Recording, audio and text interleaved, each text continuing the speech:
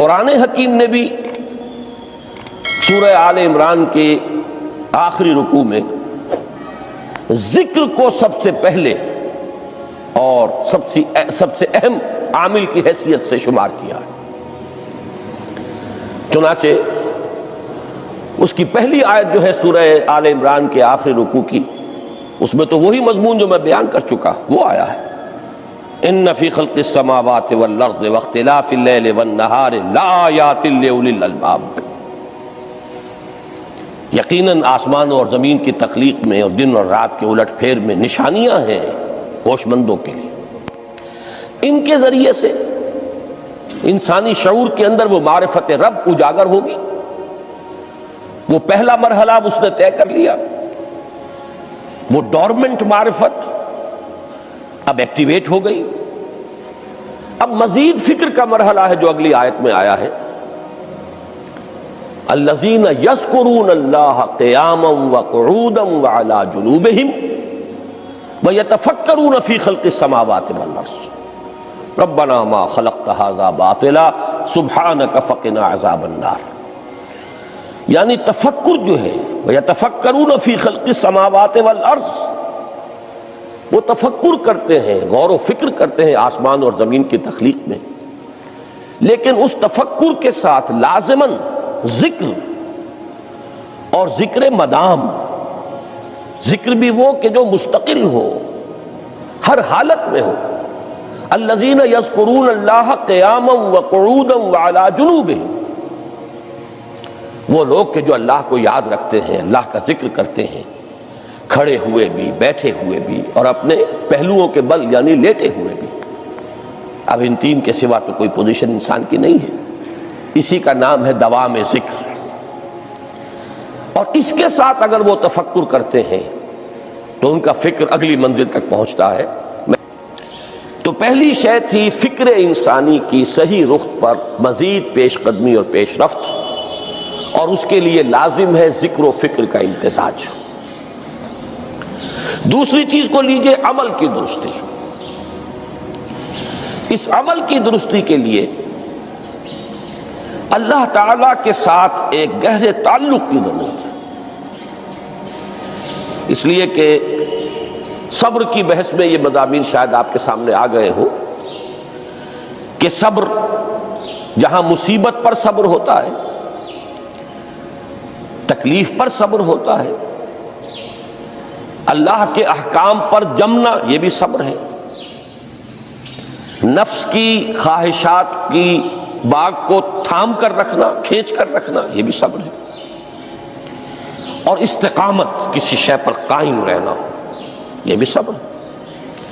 تو عمل صحیح پر استقامت کے لیے وَاصْبِرْ وَمَا صَبْرُكَ إِلَّا بِاللَّهِ، اس صبر کی سب سے اہم جو بنیاد ہے، اس کا جو سب سے بڑا ذریعہ ہے، اس کا جو سب سے بڑا سہارا ہے، وَمَا صَبْرُكَ إِلَّا بِاللَّهِ، اس کے لیے ضرورت ہے ایک گہرے تعلق کی کہ اللہ کے ساتھ ایک ایسا تعلق برقرار رہے جو نہ صرف گہرا ہو بلکہ دائم و قائم، مسلسل۔ ذرا ذہول ہوگا تعلق مع اللہ میں، ذرا کمی آئے گی، شیطان کا وار کاری ہو جائے گا۔ اسی کو حضور نے حدیث میں یوں تعبیر کیا ہے تمثیلاً کہ جو دل اللہ کی یاد سے غافل ہے، اس پر فارسی کا وہ مقولہ بھی ہے کہ خانہ خالی را دیو می گیرت، گھر خالی رہے تو جنات اس پر دیو جو ہے آ کر قبضہ جما لیتے ہیں۔ تو خانہ قلب جو ہے اگر یاد خدا بندی سے خالی ہو گیا تو شیطان ابلیس لعین اپنی تھوتنی ٹکا دیتا ہے۔ یہ لفظ آتا ہے سور کے منہ کے لیے تھوتنی، جس طرح اس کا نکلا ہوا سا منہ ہوتا ہے آگے، تو یہ لفظ استعمال کیا گیا کہ وہ اپنی تھوتنی انسان کے دل پر جما کر اور پھونکے مارنی شروع کر دیتا ہے۔ تو شیطان کو موقع ہی تب ملتا ہے جب انسان کے تعلق مع اللہ کے اندر کمی ہو، وہ خانہ بالکل خالی ہو گیا ہو یا اتنا ضعیف ہو گیا ہو کہ کل عدم ہو جائے، گویا کہ نہیں۔ تیسری چیز کی طرف آئیے روحانی ترقی،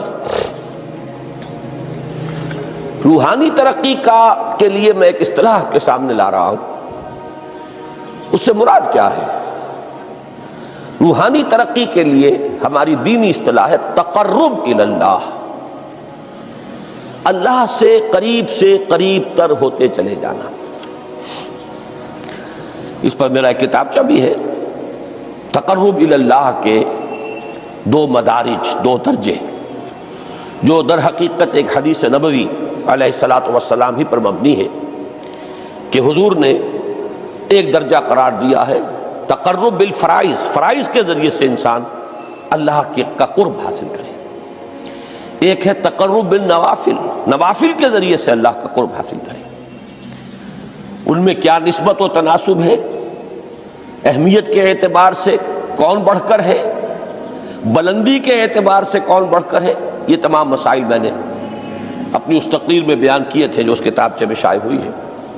اس وقت میں اس کی تفصیل میں نہیں جا رہا، صرف یہ تذکرہ اس لیے کر رہا ہوں کہ جن کو بھی خواہش ہو جائے وہ اس کا مطالعہ کرے۔ ہماری اس وقت کی گفتگو سے وہ کتابچہ اس جگہ پر منسلک ہوگا۔ تو تقرب الی اللہ، یہ تقرب کوئی فزیکل فینومینن نہیں ہے، جسمانی یا مادی مسئلہ نہیں ہے۔ اللہ سے قرب یہ نہیں ہے کہ کوئی کروڑوں میل کا فاصلہ ہے، اب ہمیں کوئی رسی پر چڑھنا ہے اوپر بڑی محنت اور مشقت سے، فصل تو ہے ہی نہیں، فاصلہ ہے ہی نہیں، بعد ہے ہی نہیں۔ نحن اقرب الیہ من حبل الورید، ہم تو انسان سے اس کی شہرگ سے بھی زیادہ قریب ہیں۔ ہوا معکم اینما کنتم، وہ تو تمہارے ساتھ ہی ہوتا ہے جہاں کہیں بھی تم ہو، بس صرف یہ کہ تمہاری توجہ نہیں ہوتی، تم اور چیزوں میں مشغول و مصروف رہتے ہو، تم ہماری طرف دھیان ہی نہیں دیتے، تم ہماری طرف متوجہ ہی نہیں ہوتے۔ ہم تو مائل بے کرم ہے، کوئی سائل ہی نہیں، راہ دکھلائیں کسے رہنوے منزل ہی نہیں۔ انسان جب متوجہ ہو جاتا ہے اور بڑھتا ہے، آگے پیش قدمی کرتا ہے روحانی اعتبار سے، تو یہ ہے در حقیقت تقرب الی اللہ، اور اسی کو ہم کہیں گے روحانی ترقی۔ اب ان 3 چیزوں کو اگر آپ نے ذہن میں جما لیا، پھر میری بات کی ترتیب اس کو ذہن میں قائم کیجئے۔ ہم چلے کہاں سے؟ کہ دین کے ساتھ اصل مناسبت فلسفے کی نہیں، حکمت کی۔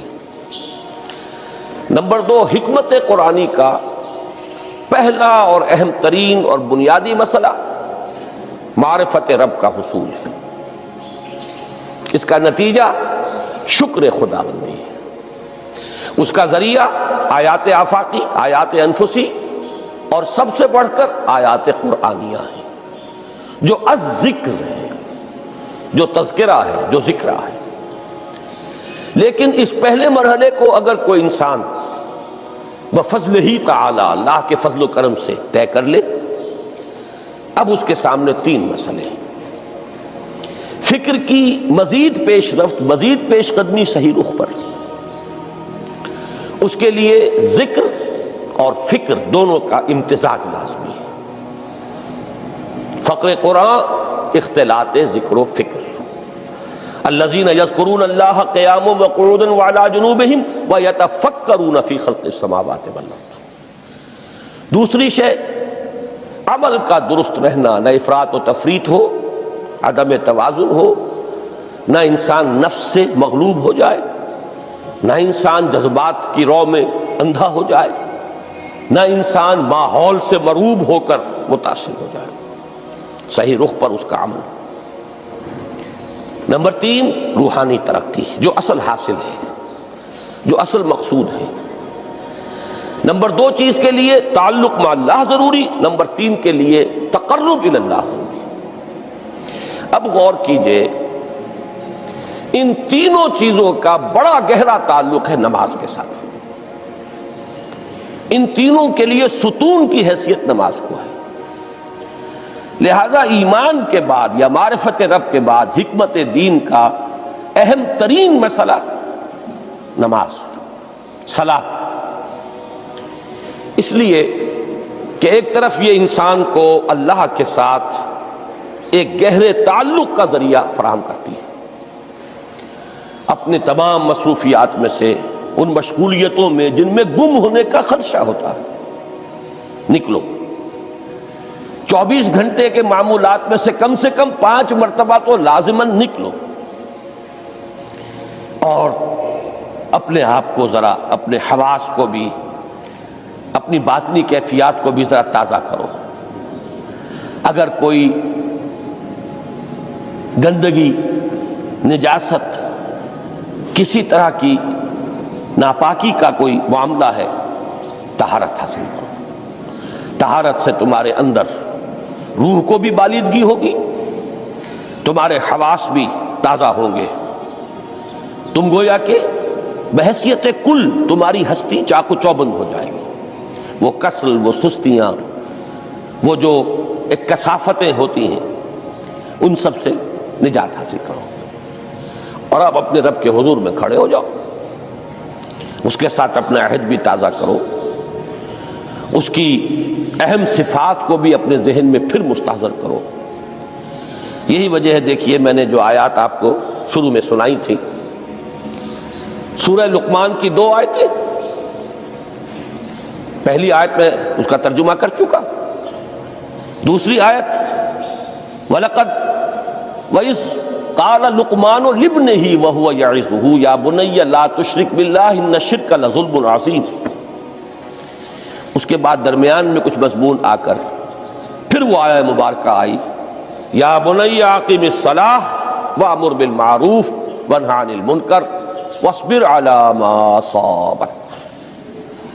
گویا کہ اہم ترین چیز، بنیادی ترین چیز، اللہ کو محض پہچان لینا کافی نہیں ہے، یاد رکھنا ضروری ہے۔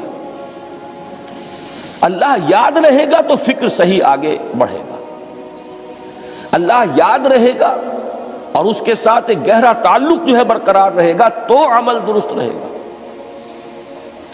بالکل یہی بات سورہ طٰہٰ میں جو پہلی وحی حضرت موسیٰ علیہ السلام پر ہوئی، اور پہلا مخاطبہ ہے، چونکہ حضرت موسیٰ کو یہ انبیاء کرام کے مقدس گروہ میں ایک امتیازی حیثیت حاصل ہے کہ ان سے براہ راست گفتگو ہوئی ہے، اگرچہ صرف ایک پردہ تھا، اوٹ من ورائے حجاب گفتگو ہوئی ہے، لیکن یہ کہ کوئی فرشتے کا درمیانی جو ہے وہ لنک نہیں تھا، براہ راست اللہ تعالیٰ نے حضرت موسیٰ علیہ السلام سے کلام فرمایا۔ کلم اللہ موسیٰ تکلیما، موسیٰ سے تو اللہ نے کلام فرمایا جیسے کہ کلام کیا جاتا ہے۔ تو پہلا مخاطبہ ہے، یہ پہلا مکالمہ ہے، پہلی وحی کہیے، اسی میں یہ الفاظ بھی موجود ہیں، اننی انا اللہ لا الہ الا انا فاعبدنی واقم الصلاۃ لذکری۔ یہ گویا کہ حکمت قرآنی کا ایک بہت بڑا خزانہ ہے یہ آیت مبارکہ، کہ خود حضرت موسیٰ علیہ السلام کو جو ہدایت دی جا رہی ہے، میں ہوں، میں اللہ، اننی انا اللہ لا الہ الا انا، میرے سوا کوئی معبود نہیں، فاعبدنی، بس میری بندگی، میری عبادت، میری پرستش، میری محبت، اس کو اختیار کرو۔ وَأَقِمِ الصَّلَاةَ لِذِكْرِي، اور نماز کو قائم رکھو میری یاد کے لیے۔ بلکہ اسی سلسلہ کلام میں آگے چل کر سورہ طٰہٰ میں آتا ہے، کافی گفت و شنید کے بعد جب حضرت موسیٰ نے کچھ معذرت بھی کی، کچھ دعائیں بھی کی، اللہ نے ایک دعا قبول بھی کی کہ ان کے بھائی کو بھی شریک کر دیا، حضرت ہارون کو بھی۔ اس کے بعد پھر جب فرمایا کہ اب جاؤ فرعون کی طرف، تو اس میں فرمایا وَلَا تَنِيَا فِي ذِكْرِي، اور دیکھنا یہ جو عظیم مشن تمہارے کندھے پر آ گیا ہے، بڑا بھاری اور کٹھن ایک فرض ہے جو تم پر عائد ہو گیا ہے، اس کے لیے سب سے بڑی تمہارے پاس جو قوت کا ذریعہ ہے وہ نماز ہے۔ اقیم فلا تنیا عن ذکری، میری یاد میں کبھی غفلت نہ کرنا، اس میں کبھی کوئی کمی نہ آنے دینا۔ جیسا کہ میں نے عرض کیا تھا کہ جیسے ہی وہ تعلق جو ہے کمزور پڑتا ہے یا منقطع ہو جائے معاذ اللہ، تو پھر انسان گویا کہ شیطان کے لیے ایک لقمہ تر بن جاتا ہے۔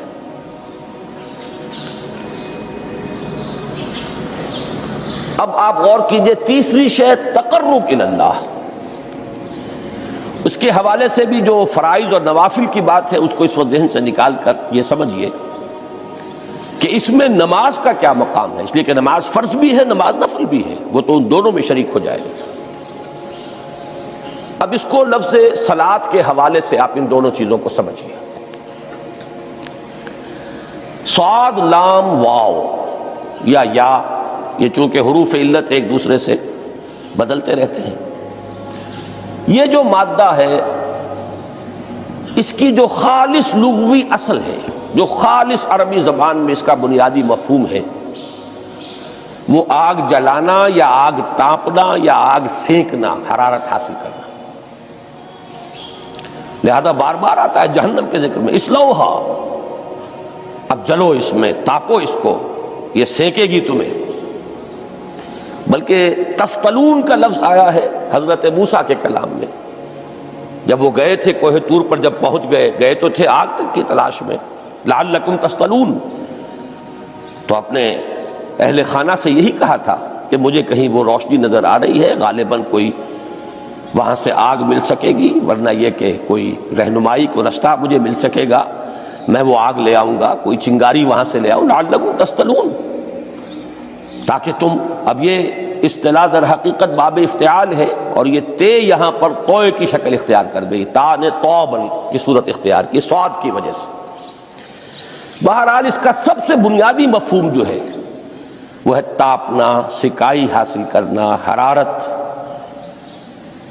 اس کے حوالے سے سمجھ لیجئے کہ سب سے بنیادی تعلق اس کا جو ہے وہ روح کے ساتھ ہے۔ روح میں محبت خداوندی کی آگ اگر ٹھنڈی پڑ گئی ہو، اگر محبت خداوندی کی حرارت میں کمی ہو رہی ہو، تو اس کو اثر نو، جس کو کہ میں آج سوچ رہا تھا تو ایک لفظ ذہن میں آیا کہ جیسے بیٹری اس کو ریچارج کیا جاتا ہے، اسی طریقے سے روح کے اندر محبت خداوندی کی اس حرارت کو اثر نو تازہ کرنا، یہ ہے در حقیقت نماز کا اصل مقصد۔ اس لیے کہ اس لفظ کا بنیادی مفہوم، اصل لغوی مفہوم تو یہ، اگرچہ اس کا سب سے زیادہ کثرت سے جو استعمال ہوتا ہے، اور لفظ صلاۃ جس سے در حقیقت جس تصور پر مبنی ہے وہ ہے اقدام، کسی کی طرف متوجہ ہونا اور پھر دعا۔ صلاۃ کا سب سے قریبی مفہوم لفظی جب بیان کیا جائے گا، اس سے مراد، اس کے معنی، تو دعا اس میں اہم ترین ہے۔ کسی کی طرف توجہ کرنا، مناجات کرنا، گفتگو کرنا، مخاطبہ، مکالمہ، دعا، یہ در حقیقت صلاۃ کا سب سے بڑا اصطلاحی مفہوم ہے۔ لیکن جو اس کا مادہ ہے، صاد لام واو یا صاد لام یا، اس کا اصل مفہوم جو ہے وہ تاپنا، حرارت حاصل کرنا۔ تو ان دونوں کے حوالے سے عرض کر رہا ہوں، وہ تاپنا اور حرارت حاصل کرنا وہ ہے روح کے اعتبار سے۔ وہ جو کہا اقبال نے کہ بجھی عشق کی آگ اندھیر ہے، مسلمان نہیں راہ کا ڈھیر۔ یہ عشق کی آگ جب بجھ جاتی ہے، در حقیقت یہی تو انسان کی روحانی موت ہے۔ جب یہ نہ رہے تو چاہے منطق میں بہت انسان ماہر ہو، مجھے اقبال کا ایک شعر یاد آیا ہے تقابل کرتے ہوئے، ایک انسان محکوم اور ایک انسان حر، آزاد انسان، ان کی نفسیات میں جو بنیادی فرق علامہ اقبال نے مختلف مواقع پر بیان کیے ہیں۔ محکوم ہے بیگانہ اخلاص و مروت، ہر چند کے منطق کی دلیلوں میں ہے چالاک۔ تو منطق کی دلیلوں میں انسان چالاک ہو جائے اور وہ لغت ہائے حجازی کا وہ ایک خزانہ بن جائے، اسے تمام الفاظ کے معنی یاد ہوں، وہ بڑے مسائل فقہ کے اسے ازبر ہوں، جزیات، بے انتہا جزیات جو ہیں وہ مستحضر ہوں، فلسفے کے بڑے بڑے مسئلے اس نے حل کر لیے ہوں، لیکن اگر روح میں وہ اللہ کی محبت کی آگ نہیں ہے، وہ تپش نہیں، بجھی عشق کی آگ اندھیر ہے، مسلمان نہیں راہ کا ڈھیر۔ اسی کے حوالے سے آج مجھے یاد آیا تھا کہ وہ جو بڑی سادہ سی ایک نظم ہے اللہ تعالیٰ سے دعا یا رب دل مسلم کو وہ زندہ تمنا دے، اس میں بھی جو الفاظ آئے ہیں جو روح کو گرما دے اور قلب کو تڑپا دے، یہ ہے اصل جو مقصود ہے نماز کا۔ اور یہی وہ چیز ہے جیسا کہ میں نے عرض کیا تھا کہ نگاہوں سے اوجھل، یہ پہلو سامنے ہے ہی نہیں، دوسرا پہلو سامنے ہے اور وہ بھی میرے نزدیک بہت اہم ہے، بہت بنیادی ہے، اس میں کوئی شک نہیں، لیکن یہ ہے بلند ترین منزل کہ تقرب الی اللہ، اس کے لیے در حقیقت یہ کس لیے درکار ہے؟ روح کے اندر عشق کی حرارت اور گرمی تازہ ہو جائے۔ بسا اوقات یہ اندر دب جاتی ہے، جیسے انگارہ ہوتا ہے آگ کا، اس کے اوپر خاک اور راکھ آ جاتی ہے، اندر کچھ ہوتی ہے، آگ دبی ہوئی سمجھ، آگ بجھی ہوئی نہ جان، اس دبی ہوئی آگ کو پھر ایک شعلہ بنانا، پھر اس کے اندر ایک حیات تازہ پیدا کرنا، یہ ہے نماز کا اہم ترین اور بلند ترین مقصد۔ لیکن اس کے ساتھ ہی اس نماز میں ذکر ہونا، اس کا یہ ذکر ہے، اور ذکر کی جب میں فہرست بیان کیا کرتا ہوں بہت سے حضرات کے سامنے ہوگا کہ ذکر کا در حقیقت مفہوم ہے استحضار اللہ فی القلب۔ ہمارے ہاں غلطی سے جو ذرائع ذکر ہے انہیں ذکر قرار دے دیا گیا ہے۔ نماز ذکر نہیں ہے، نماز ذکر کا ذریعہ ہے۔ اقیم الصلاۃ لذکری، نماز قائم کرو میرے ذکر کے لیے۔ یہ اللہ اللہ کہنا یا ادعیہ معصورہ جو حضور صلی اللہ علیہ وسلم کی مسنون دعائیں ہیں، انہیں اپنے تمام معمولات دنیاوی کے ساتھ ساتھ ان دعاؤں کو بھی انسان پڑھتا رہے، اللہ سے دعا کرتا رہے، یہ تمام ذرائع ذکر ہیں۔ سبحان اللہ الحمدللہ الحمدللہ، اس کا آپ ورد کیجئے، یہ بھی ذریعہ ذکر ہے۔ حقیقت میں ذکر ہے استحضار اللہ فی القلب، اللہ کو دل میں لے آنا، اللہ کو دل میں حاضر کر لینا، اصل میں تو ترجمہ ہوگا، لیکن حاضر جاننا، یہ کیفیت جو ہے انسان کو حاصل ہو جائے۔ اب اس کے حوالے سے ذرا بات سمجھیے کہ ایک تو میں عرض کر چکا ہوں مجسم ذکر تو قرآن ہے، لہذا ذکر کی فہرست جب آپ کریں گے ذرائع ذکر تو ان میں سب سے پہلے قرآن آئے گا، اس لیے کہ وہ ہماری حکمت کے پہلے مسئلے کو حل کر رہا ہے، بنیادی مسئلہ، اہم ترین مسئلہ۔ دوسرے نمبر پر ذکر جو ہے، اب اس کے لیے کچھ اصطلاحات جو میرے مختلف دروس میں شاید آپ کے سامنے بعد میں آئیں یا پہلی آ چکی ہوں، ان کے حوالے سے میری بات سمجھیے۔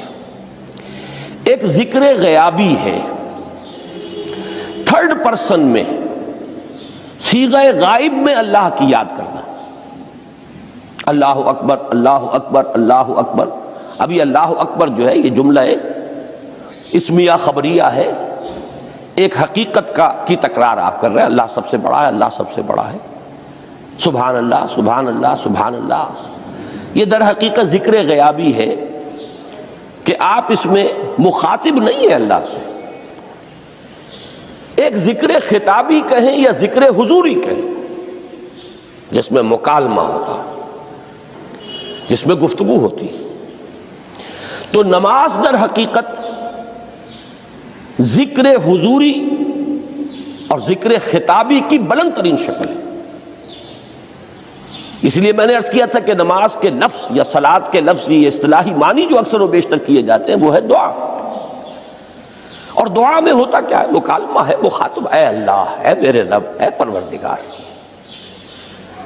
پھر یہ کہ اس میں اقدام اور کسی کی طرف متوجہ ہونا، یہی وجہ ہے کہ افتتاح صلاۃ، نماز کو شروع کرنے کے لیے ایک تو وہ الفاظ جو قرآن مجید میں آئے ہیں، انی وجہت وجہی للذی فطر السماوات والارض حنیفا وما انا من المشرکین، یہ ہے توجہ کا ارتکاز،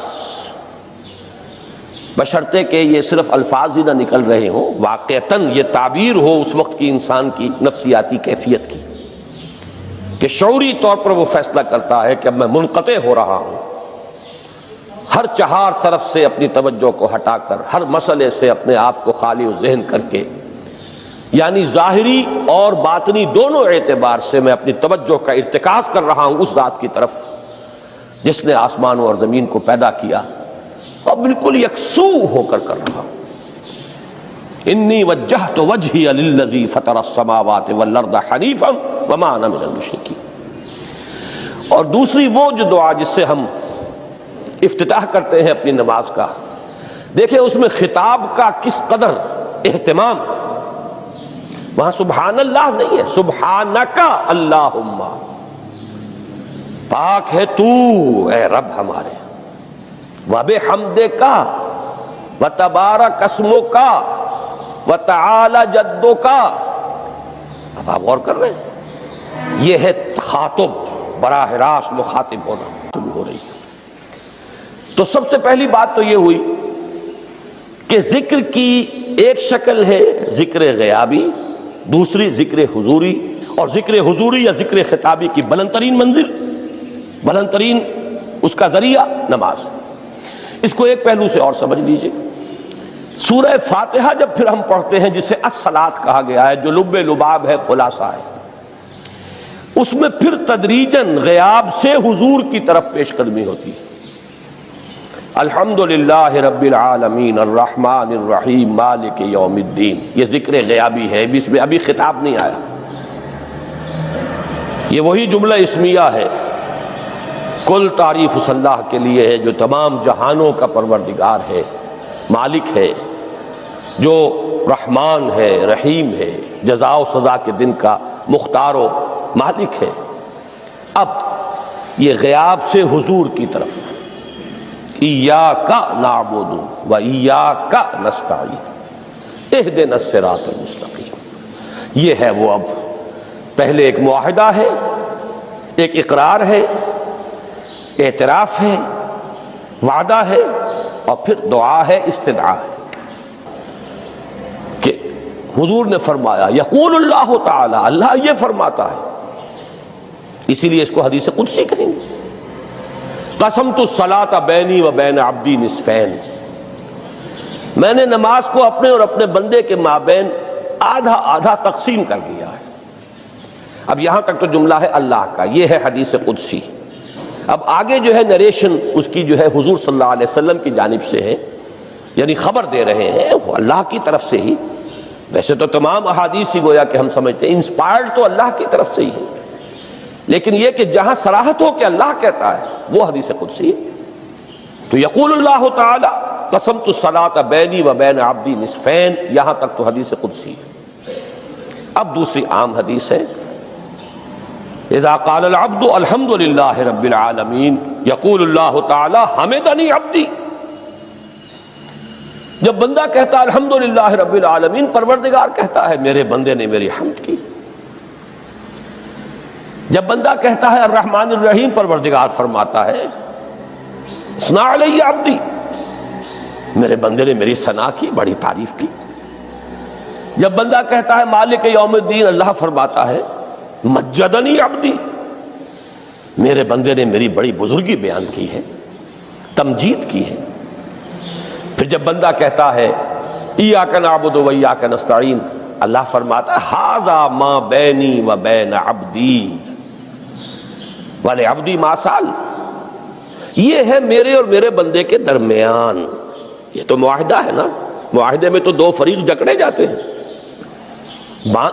بند جاتے ہیں، یہ میرے اور میرے بندے کے درمیان ہے، اور میرے بندے نے جو طلب کیا میں نے دیا، اس لیے کہ اس میں طلب بھی تو ہے، ایاک نستعین، تیری مدد چاہتے ہیں، یہ طلب ہے۔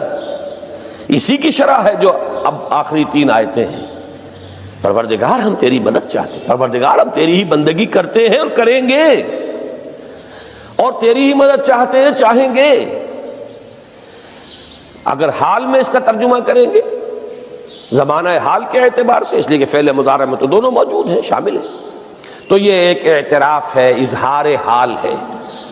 اللہ کرے کہ وہ واقعتاً صحیح اظہار حال ہو، ہم واقعی اللہ کی بندگی کرتے ہوئے یہ کہیں کہ ایاک نعبد، ورنہ اگر ہماری اصل صورتحال سے وہ مطابقت نہ رکھتا ہو تو پھر تو ایک طرح کا جھوٹ ہو جائے گا، غلط بیانی ہو جائے گی۔ ایاک نعبد، تیری ہی بندگی کرتے ہیں، اور مستقبل میں کیجئے، کریں گے، یہ ہے عہد، تیری ہی مدد چاہتے ہیں، تجھی سے مدد طلب کرتے ہیں، تجھی سے مدد چاہتے رہیں گے، اس کے لیے فرمایا وَلِعَبْدِ مَا سَأَلَ۔ اور پھر اس کے بعد وہ استدعا ہے اهدنا الصراط المستقیم صراط الذین انعمت علیہم غیر المغضوب علیہم ولا الضالین۔ اس حدیث میں اس کو ایک ہی جملے کو لیا گیا ہے، ایک ہی جملے کی حیثیت سے۔ جب بندہ یہ کہتا ہے تو اللہ فرماتا ہے ھذا لعبدی ولعبدی ما سأل، یہ خالص میرے بندے کے لیے ہے، اس بندے نے ایک درخواست پیش کی ہے اور میں نے گرانٹ کی، وہ اپلیکیشن، وہ ریکویسٹ گرانٹڈ ہم نے دے دی، ولعبدی ما سأل۔ یہ ہے اس کی تاثیر کا عالم، بشرطے کے معاملہ وہ شعور کے ساتھ، بشرطے کے مطابقت ہو ظاہر اور باطن کی، بشرطے کے مطابقت ہو قول اور فعل کی، تو اس کا اتنا اونچا مقام ہے کہ ایک ایک جملہ ادھر ادا ہوا، ادھر اللہ کی طرف سے ریسپانس مل رہی ہے۔ افلاک سے آتا ہے نالوں کا جواب، آخر اٹھتے ہیں حجاب، آخر کرتے ہیں خطاب، آخر